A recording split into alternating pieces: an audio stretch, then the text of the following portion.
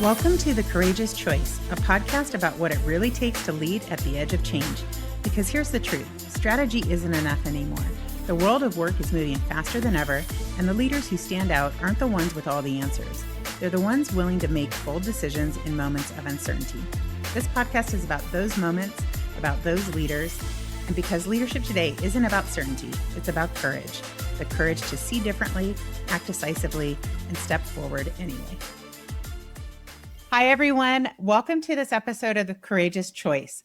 We're excited today to be joined by Lisseth Zouhbi. She's the Chief People and Culture Officer of CCRC in Los Angeles. She's also a speaker and board member, and we're thrilled to have you with us. Thank you so much, Lisseth. Thank you. I'm excited to be here, and it's great to catch up, Jamie. I know you're doing incredible things up with CCRC.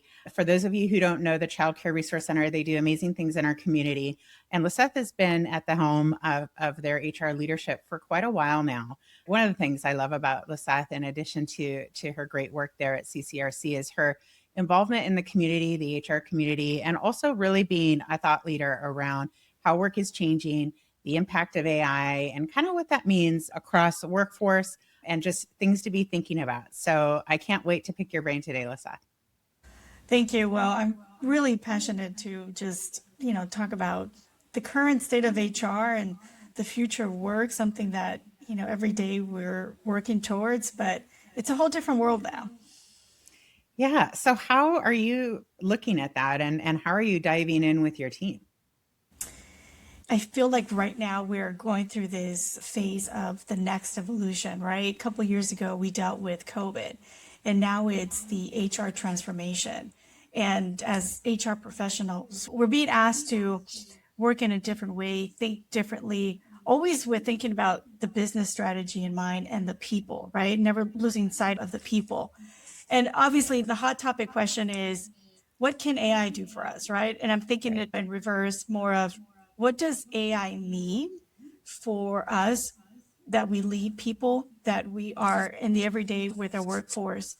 And so it's thinking about the people first and not so much the technology and the change management that comes with the AI transformation for any organization.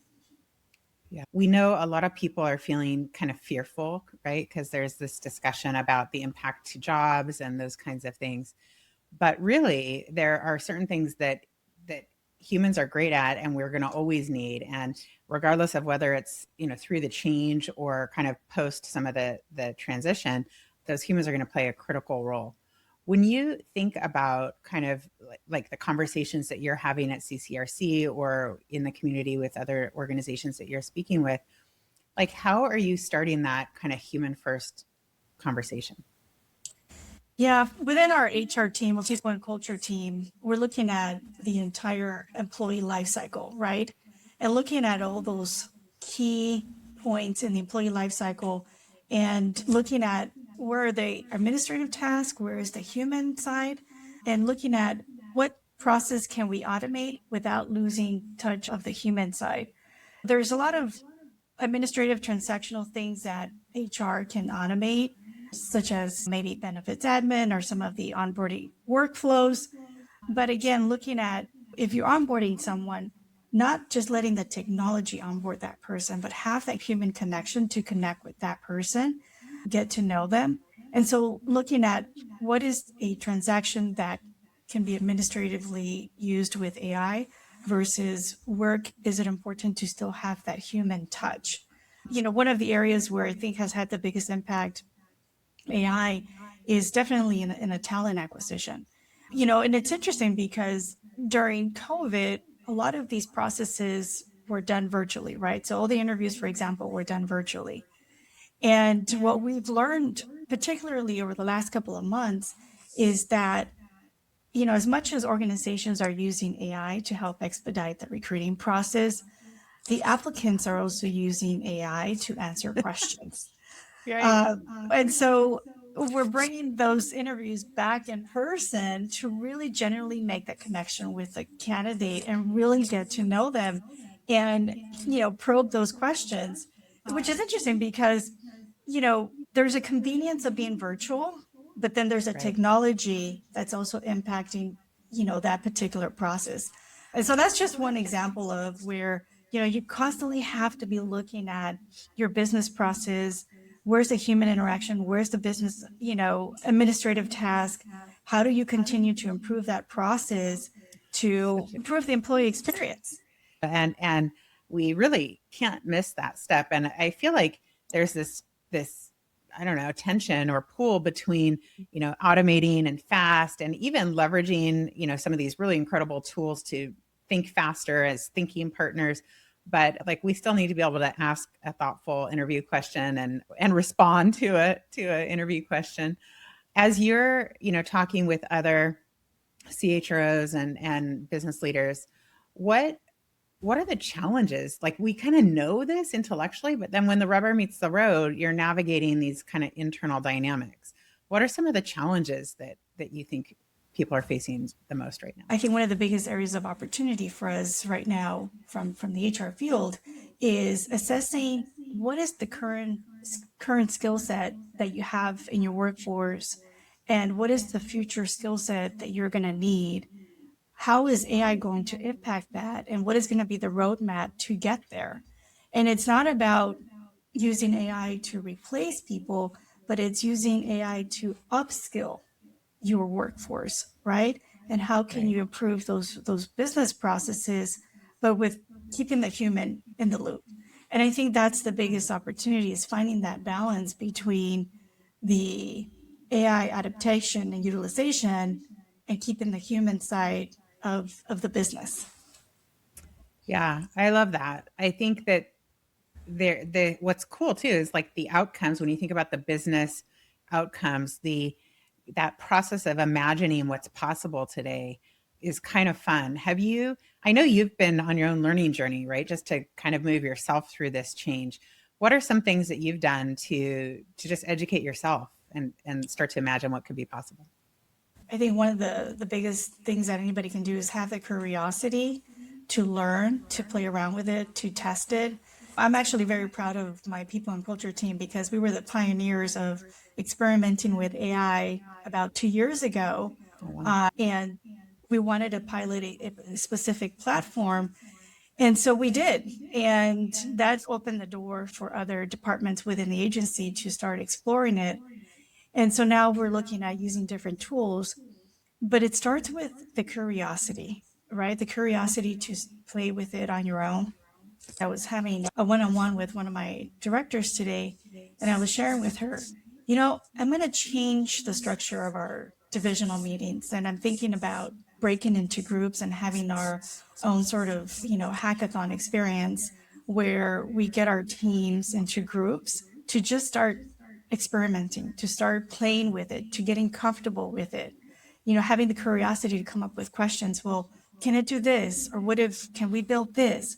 And that's where it starts. There's tons of webinars and, free resources available.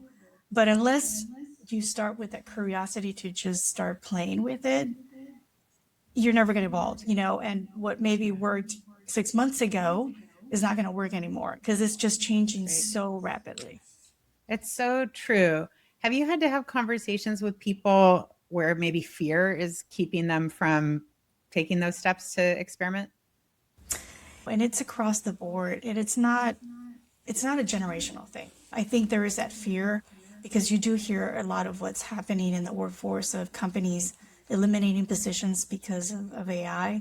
But what I do find interesting too is a couple of months ago, I did a presentation at a college, at a university. The topic was HR, but obviously top of mind was AI. How is that going to impact my future career? And there seems to be a fear from college students, particularly, and I experienced that firsthand in having that conversation with them during the presentation, but also Mhm. in talking to counterparts or individuals that have college kid students that are feeling the same way. And so this is where the curiosity comes into place, the ongoing growth and development, because we're going to have to constantly upskill ourselves. AI is driving this because the jobs are going to change. How businesses operate is going to change. So we need to think about it in the way of, well, how can I upskill myself with AI to become a much more valuable asset to an organization? And, one of the other things that I think a lot about lately is those soft critical skills that are becoming much more important. We've spent a lot of time over the last couple of years focusing on the technology, on the functional skills, but we've kind of lost sight of those critical skills, you know, change management, emotional intelligence, the critical thinking. In my opinion, those are becoming much more critical than ever because it is going to be a combination of managing AI and managing a human. And that is the reality of the future of work. I was just having a conversation about kind of early career talent or people coming out of school, and I think that to your point, it's that adaptability and curiosity that is really what they can do to future proof themselves, is to approach work in that way. They have definitely learned through education and through life experience valuable skills, and it's really how can they apply them in evolving ways as organizations shift how work happens. So I think that advice is really crucial, and how we support them to, some people might be more innately kind of adaptable than others, and so part of it is how can we help move them in that change curve to just start to get comfortable with something that might be uncomfortable for them. I'm having a similar conversation with HR teams. So to your point, like, we're all people, right? And have different approaches to work and life and comfort with change. And I think about some teams that are really front end, like yours, that are being that activator within organizations to really help leaders think differently and kind of at those points of decision, whether it's how we do a workflow or how we solve work getting done, whether it's a resource or a technology tool. HR business partners and other HR professionals often are that like front line. Mm-hmm. But the analogy we've been using is we have to put our own oxygen mask on first. So you're integrating it into your team meetings, I heard. Have you done training, or you're just encouraging people to do training that they find they're interested in? How are you approaching that?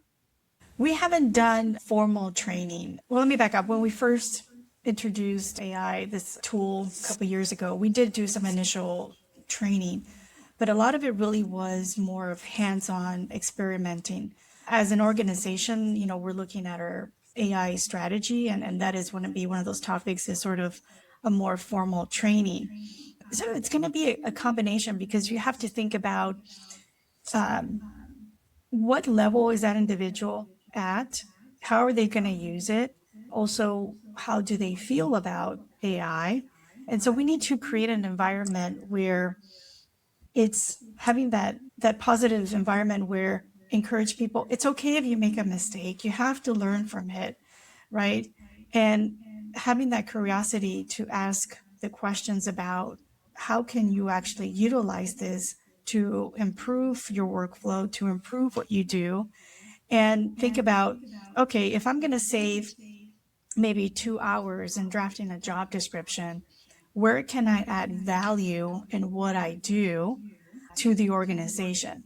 Maybe this means having a more time on collaborative meetings to really think about, strategies, or being proactive about, if we're anticipating bringing in a new program, a new funding to the organization, how can we get ahead of it, right? So it's looking at it from that lens of, where can I save time, but where can I add value in other areas of the business?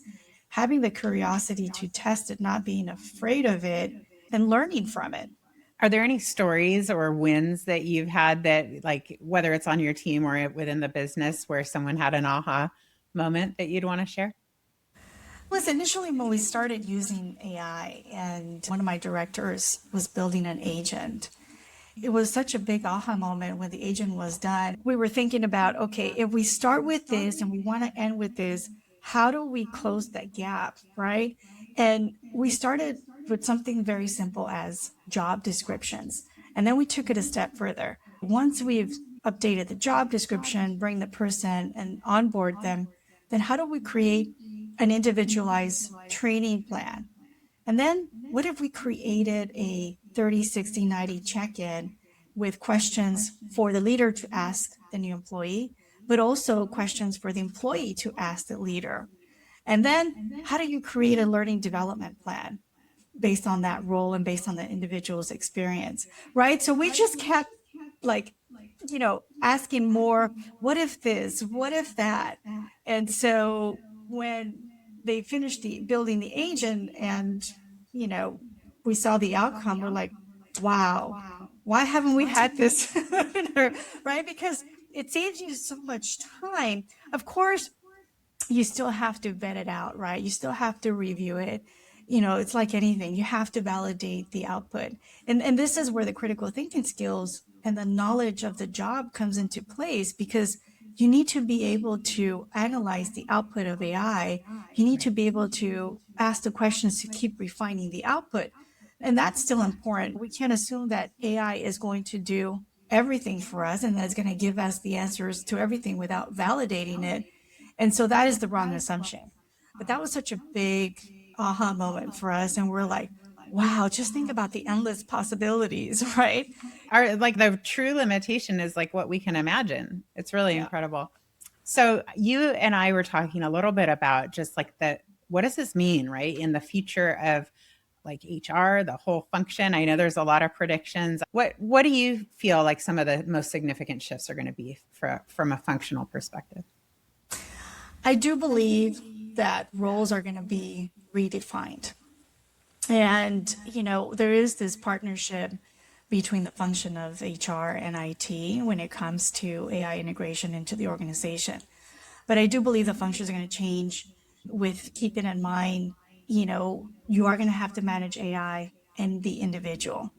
And so the skills are going to evolve where, there's going to be a higher probably necessity for, HR practitioners to have, those analytical skills, obviously the AI skills, the change management. And, even though change management, if we think about it in the HR world, we've always done it, right? Whether you rolled out a new performance management or you roll out new training, there is change management around it. But I think, we really have to be more cognizant of how we are managing that change and also assessing if that change was effective.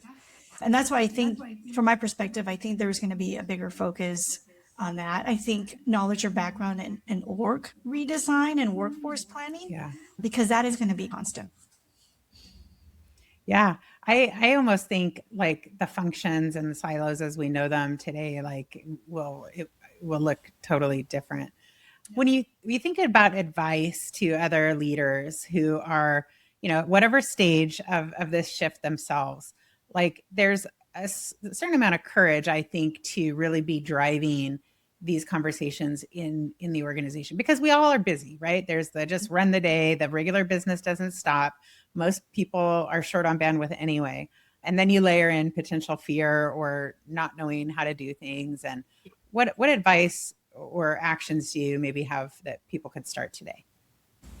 I think there needs to be collaboration across cross functions. I think starting there with defining a core group within your organization, somebody from IT, somebody from finance, from PNC, from operations, legal, cross functional, so that you do get that input from all the key stakeholders, because it cannot be done in silo. So to me, that's a starting point, is defining who that core group is that is going to be defining that AI strategy, building that AI governance, and thinking about what does this mean to your organization? How does it tie into your strategic plan? Use that as starting points, starting conversations to think about the impact that AI is going to have, and think about how do you build your roadmap with that in mind. Yeah. One of the things that we share is a background in hospitality. And I'm so grateful for that, because it really grounded, I think, the rest of my career with a focus on culture. And I think that this is a moment where culture is going to continue to be one of those things that differentiate companies, but from a customer and an employee perspective. So as leaders are thinking, through the strategy, and they're thinking about how they, start, embark, or manage kind of this potential transformation, how Have you kept culture on the forefront as you're navigating some of that activity? Yeah, it is top of mind, and not just with the AI, but with so many different things that impacts culture. And to your point about hospitality, I was just talking to someone about this. Is like hospitality was my school on so Yeah, many me levels, too. right? We learned so many critical skills that have carried on throughout my career. Problem solving, customer service, culture were definitely, top of mind and where you're really hone in on those skills. So from a culture perspective, everything, every program we implement, we think about, okay, what's our mission, vision, values? How does it align to our strategic plan, to the service, to the community? And so even from an AI perspective, we started having conversations about using AI within our programs, so it's in embedding any type of tool or change or new structure into how does this align with our mission, our vision, our values, the services to the community? Because at the core, that is, we're here to serve, provide services to our community. And so when there is no alignment to that, you start seeing breaks, frictions within the culture. And, since I've been here, every single interview that I've done and brought in new employees, I ask the question, why CCRC? And the predominantly most of our staff, they're driven because of the mission and services that we provide to the community. It starts from bringing on teams and continuing to have that focus of that mission driven, what our Yes. purpose is, and also making that connection to internally to our mission, vision, and values. I think that's just really important for all of us as leaders to not lose sight of that connection. Like we know it intuitively and we may think it's implied, but I think it can get lost and we risk people maybe misinterpreting that we are changing those priorities or our values or who we are as an organization. When we think about that communication plan and strategy, and even if people are only seeing components of of what's actually happening, that I think is so important to be really clear about who you are and why you're there and what what how you feel about the people and what you want them to feel and all of those things. As you think about actions, I'm just trying to imagine. So listeners are probably on all stages of kind of readiness or activity. Like when you think across the board, what are just like three big things that if they haven't done it, you recommend somebody do today? First of all, get a seat at your AI governance table. And if you don't have an AI governance, I would recommend highly to build one within your organization. Think about how the work is going to be redesigned, not just the roles. And as you're thinking about replacing positions, think about not just the short term, but sort of what is the long term impact going to be, especially with the AI. Thinking about auditing your workforce for AI exposure. Again, where is that risk? What guardrails do you have in place? Do you have a policy? Right. So I would say Yeah. for me, those would be the top three things to think about.